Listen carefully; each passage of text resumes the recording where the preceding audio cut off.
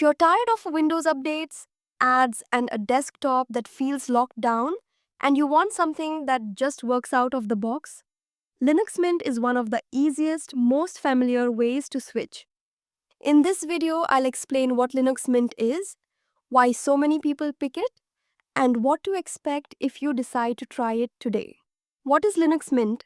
Linux Mint is a community-developed desktop operating system that aims to provide a comfortable, familiar experience for people moving off Windows. It's not a commercial product from a big company.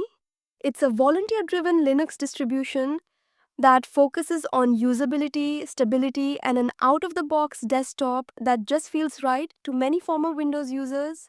The project is led by Clement Lefebvre and a core team of contributors, editions, and interfaces. Mint comes in a few flavors. The most popular is Cinnamon, a modern full-featured desktop developed by the Mint team. If you have older hardware, XFC and Mate are lighter-weight alternatives. There's also a Debian-based variant called LMDE that mirrors the Mint experience but runs on Debian directly. These options let you pick the balance of features and performance you want. Key features that make Mint friendly. A few things set Mint apart for newcomers. A polished software manager for one-click installs and access to Flatpak FlatHub.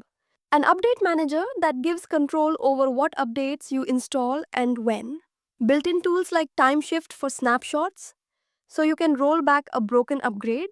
Out-of-the-box media support and sensible defaults, so you can play audio and video and start working right away.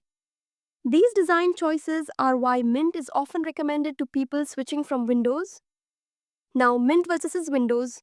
So how different is it from Windows? The layout, Start menu style launcher, system tray, and right-click customizations will feel familiar. You can keep working with a mouse and GUI and slowly learn terminal commands when you want to. However, Mint gives you more control over updates, fewer background telemetry worries, and an ecosystem that is almost entirely free software. That makes it more private and less intrusive by design. Mint versus Ubuntu. Why choose Mint over Ubuntu? Both are excellent, but Mint emphasizes a conservative, desktop-focused experience and ships with different default tools and theming. Ubuntu leans toward GNOME and a slightly different workflow. Mint aims for immediate familiarity for Windows migrants and lots of small, usability-focused touches. In short, it's largely a matter of taste and workflow. Quick terminal tips for beginners. A short terminal primer, don't be scared. For common tasks, you'll use a few simple commands: update package lists, sudo apt update, upgrade installed packages, sudo apt upgrade, install software, a sudo apt install package. But remember, most day-to-day tasks on Mint are perfectly doable through the GUI, and the terminal is a speedy tool you can learn gradually. Final recommendation. My recommendation: try Mint from a live USB first. You can test everything without touching your hard drive.